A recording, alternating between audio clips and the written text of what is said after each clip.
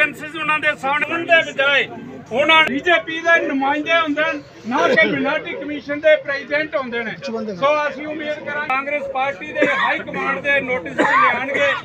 सो अज का जिहड़ा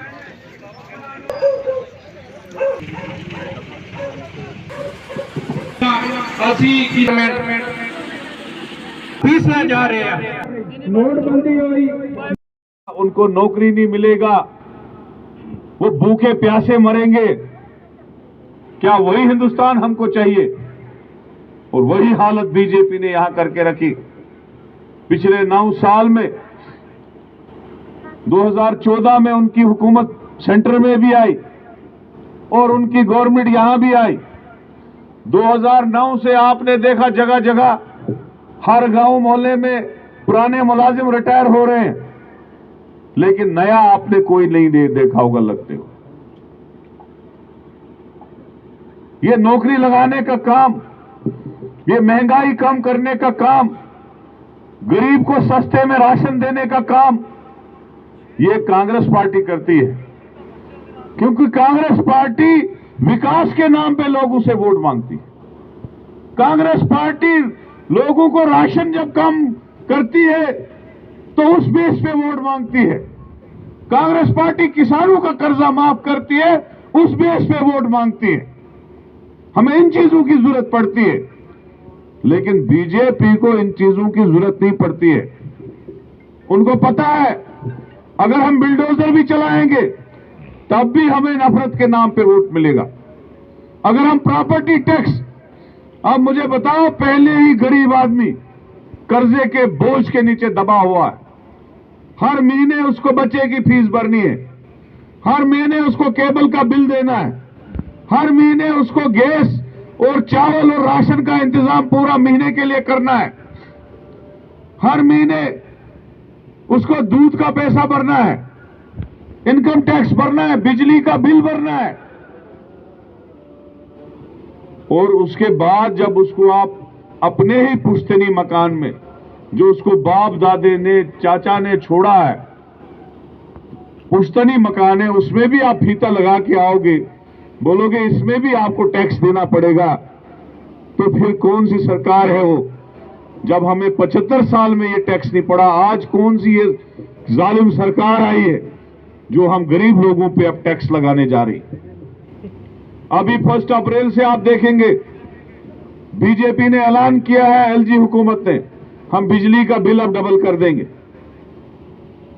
और उसके बाद नौजवानों का रोजगार, पहले तो इन्होंने 50,000 नौकरियों का वादा किया था, फिर उनका गवर्नर जो था वो सत्यपाल मलिक, उसने कहा हम 50,000 नौकरियां देंगे। उसके बाद कुछ पोस्टें निकाली सब इंस्पेक्टर की, अकाउंट असिस्टेंट की, उसमें बहुत बड़ा घोटाला निकला, लोगों ने पैसे भरे, वो घोटाला निकला, अभी भी वो केस चल रहा है। और अब एक कंपनी लाई इन्होंने नौकरियां लगाने के लिए, एपटेक कंपनी। वो कंपनी 8 स्टेटों में उन्होंने चोरियां की है, चोरी कर करके लोग लगाए हैं, वो 8 स्टेटों में ब्लैक लिस्ट हुई है कंपनी। आज हमारे बेरोजगार नौजवान सड़कों पे डंडे खा रहे हैं, लाठियां खा रहे हैं। 8 दिन के बाद उनका एग्जाम है। जो बेचारा सड़क पे लाठी खा रहा है वो कौन सा एग्जाम देगा? वो ये कह रहा है कि या एसएसबी खुद एग्जाम ले या किसी ईमानदार कंपनी को लाए जो हमारा एग्जाम ले, हमें इस कंपनी पे ट्रस्ट नहीं है। क्या फर्क पड़ता है गवर्नर इंतजामिया को, शाम को ऑर्डर निकाल के दूसरी कंपनी को एंगेज कर दे। लेकिन इनका मकसद है, इनको चोरियां करनी है, इनको माल बटोरना है, इनको पैसा खाना है। जैसे अभी खनन माफिया इन्होंने पंजाब से लाया, आपका पूरा नाला बहुत बड़ी डील में खा लिया इन्होंने, हमारे लोकल रेत वाले, बाजरी वाले खत्म कर दिए। बहुत बड़े बड़े स्कैंडल इस जम्मू कश्मीर में चल रहे हैं, जो आप लोगों को पता नहीं चल रहा है। जो बेचारे, जब भाजपा आई थी, लोगों को दिमाग में ये था पता नहीं नरेंद्र मोदी 2-2 करोड़ नौकरियां देगा, हमारे नौजवानों को ऐश कराएगा। जिस आदमी को 2 साल बचे थे ओवरेज होने में, वो ओवरेज हो गया, उसको नई नौकरी मिली। जिसको 4 साल बचे थे उसको भी नौकरी नहीं मिली। जिसको 9 साल मिले थे वो भी नहीं नौकरी मिली, वो भी ओवरेज हो गया, क्योंकि आज 9 साल हो गए इलेक्शन करने को, जबकि इंडियन कॉन्स्टिट्यूशन कहता है कि हर स्टेट में 5 साल के बाद इलेक्शन होना चाहिए। गुजरात में हो रहा है, हिमाचल में हो रहा है, पंजाब में हो रहा है, दिल्ली में हो रहा है, नॉर्थ स्टेटों में हो रहा है, महाराष्ट्र में हो रहा है, जम्मू कश्मीर में इन्होंने अनडिक्लेयर्ड इमरजेंसी लगा के रखी, ऐश कर रहे हैं वोटों के बगैर, लोगों के वोटों के बगैर इनकी अपनी हुकूमत चला रहे। और जब कहते हैं प्रॉपर्टी टैक्स क्यों लगाया तो आगे से खामोश हो जाते हैं। हमें जी पता नहीं, हमें दुख है। अरे भाई कौन सा दुख है? जो भी बीजेपी ऑफिस में नरेंद्र मोदी की कैबिनेट में फैसला होता है, इनकी स्टेटों में फैसला होता है, जम्मू कश्मीर में फैसला होता है, वो आरएसएस और बीजेपी की किसी कंसेंट के बगैर नहीं होता है। अगर गरीबों पे डोजर लगाया तो बीजेपी की कंसेंट उसमें थी, अगर प्रॉपर्टी टैक्स लगाया तो बीजेपी के नॉलेज में वो था। और आपके साथ आके जुड़ेंगे, प्रॉपर्टी टैक्स माफ करो, सारा डोंग होता है। वहां कटरा में जब गंडोला लगाने जा रहे हैं, 7,000 मजदूरों की पेट पे लात मार रहे हैं, वहां भी बीजेपी लीडर प्रोटेस्ट करने पहुंचे, वहां से यही गंडोला लगा रहे हैं, वहां से यही प्रोटेस्ट करने पहुंचते। सारा डोंग है, ये सारा फ्रॉड है। मेरे भाइयों बुजुर्गों, जागो उठो, नहीं तो हमारी नस्लें बर्बाद हो जाएंगी। वो हिंदू की हो, मुसलमान की हो, सिख की हो, किसी भी मजहब की हो, पहाड़ी की हो, गुजर की हो, नस्लें खराब हो जाएंगी। घर जाके अपने अपने औलादों की आंखों में देखो उनका फ्यूचर, बीजेपी और नरेंद्र मोदी और एलजी की सरकार में उसका फ्यूचर सेफ है। आज हमारा जवान सेक्रेटरीट जाता है, किसी का काम नहीं निकलता। आज जो सरबराह है यूपी का बैठा है, उसका दूसरा चीफ सेक्रेटरी साहब बिहार का बैठा है। जहां कमिश्नर देखो दूसरे रियासतों के। क्या दूसरे रियासतों के लोगों को हमारी हमदर्दी हो सकती है? हमें चुनी हुई सरकार चाहिए, यहाँ का वजीर आला चाहिए, यहाँ के मिनिस्टर चाहिए, यहाँ जो स्टेट हमारी थी वो बहाल चाहिए, हमारे नौजवानों को रोजगार चाहिए, हमारे जो बुजुर्ग हैं, जो हमारी बहनें हैं, उनको राशन सस्ता चाहिए, उनको गैस सस्ता चाहिए। जो कांग्रेस में 15 रुपए राशन किलो था, आज चावल किलो था, आज 60 और 70 रुपए का पहुंचा है। वो दोबारा 15 रुपए में चाहिए, दोबारा 500 रुपए में गैस सिलेंडर चाहिए। ये हमारी डिमांड है, ये कांग्रेस की डिमांड है। और आपको बताना चाहूंगा, क्योंकि मैंने पहले ही कहा कि कांग्रेस लोगों के हित के प्रोग्रामों को इलेक्शन में उजागर करती है।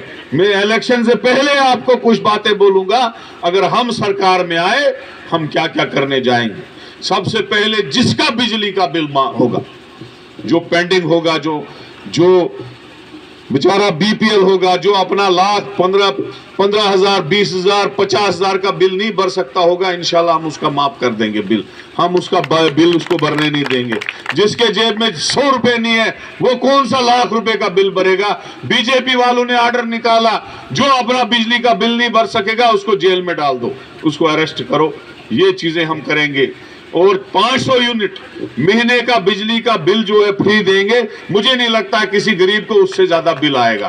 तो उसके बाद जो किसानों का कर्जा है, केसीसी लोन, यहां भी बड़े लोगों को निकाला होगा, उसको माफ करने की जरूरत है। जैसे मध्य प्रदेश में हमारी सरकार ने किया, जैसे बाकी स्टेटों में किया, यहां भी केसीसी लोन माफ करने की जरूरत है। यहां स्पीड अप करके जो गवर्नमेंट में नौकरियां खाली है उनको लगाने की जरूरत है। जो डेली वेजर 15-15, 20-20 साल से दर बदर सड़कों पे है, कैजुअल लेबर दर बदर सड़कों पे है, मनरेगा मुलाजिम, एनआरएचएम का मुलाजिम, रेबर खेत का मुलाजिम, अस्पताल डेवलपमेंट फंड का मुलाजिम, आंगनबाड़ी वर्कर को 20 साल से तनख्वाह नहीं बढ़ रहा है, ये सारे काम जो है कांग्रेस करेगी। और राशन, जो सोनिया गांधी ने 3 रुपए का चावल और 2 रुपए का आटा किया था और बंदे को 5 रुपए का किया था, हम आते ही 5 किलो से एक बंदे को 10 किलो पे पहुंचाएंगे। एक बंदे को 10 किलो मिलेगा।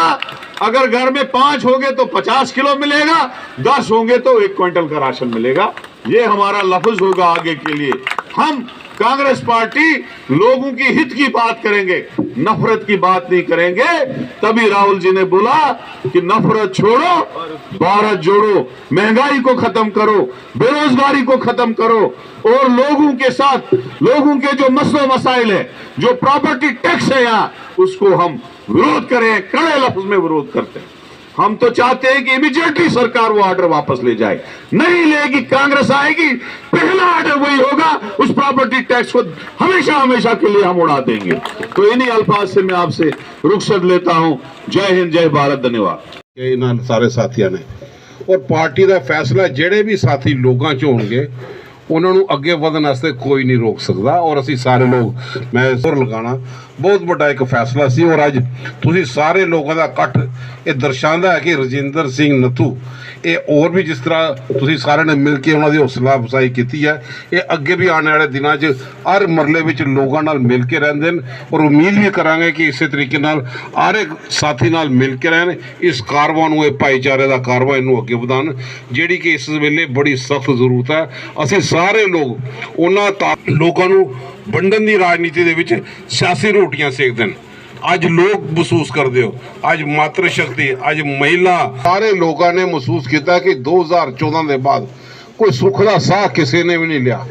ਆ ਜਾ ਕੇ ਅੱਜ ਸਾਡੇ ਸਾਥੀ ਦੇ ਵਿੱਚ ਜਿਸ ਤਰ੍ਹਾਂ ਕਈ ਸਾਰੇ ਸਾਥੀ ਨੇ ਸਾਡਾ ਸਾਥ ਦਿੱਤਾ, ਅੱਜ ਮੈਂ ਸਮਝਦਾ ਸਾਡੇ ਵਿੱਚ ਭੂਸ਼ਣ ਡੋਗਰਾ ਜੀ ਔਰ ਬਾਕੀ ਸਾਰੇ ਸਾਥੀਆਂ ਨੇ ਵਿੱਚ ਸਾਡੇ 'ਚ ਸ਼ਾਮਲ ਹੋ ਕੇ ਸਾਡੀ ਤਾਕਤ ਵਧਾਈ ਹੈ।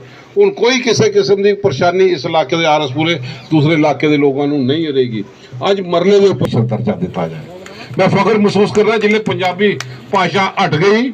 ਅਸੀਂ ਵਾਹਿਦ ਆਦਮੀ ਸਾਹ ਜਿਹਨੇ ਡਗਿਆਨੇ ਆਸ਼ਰਮ, ਨੋਟਬੰਦੀ ਦੇ ਬਾਅਦ ਜਿੰਨਾ ਸਾਡੇ ਸਿੱਖ ਬਰਾਦਰੀ ਦੇ ਲੋਕਾਂ ਦਾ ਟਰਾਂਸਪੋਰਟ ਸੈਕਟਰ ਦੇ ਦਿਆ, ਫਿਰ ਪਾਰਲੀਮੈਂਟ ਕਮੇਟੀ ਨੇ ਆਖਿਆ ਉਹਨੇ 5 ਲੱਖ ਹੋਰ ਵਧਾਉਣਾ, 30 ਲੱਖ ਰੁਪਏ ਦੇਣਾ। ਤਾਂ ਅੱਜ ਭਾਜਪਾ ਦਾ ਕੋਈ MP ਹੋਏ ਜਾਂ ਉਹਨਾਂ ਦੇ PMO 'ਚ ਜਤਿੰਦਰ ਸਿੰਘ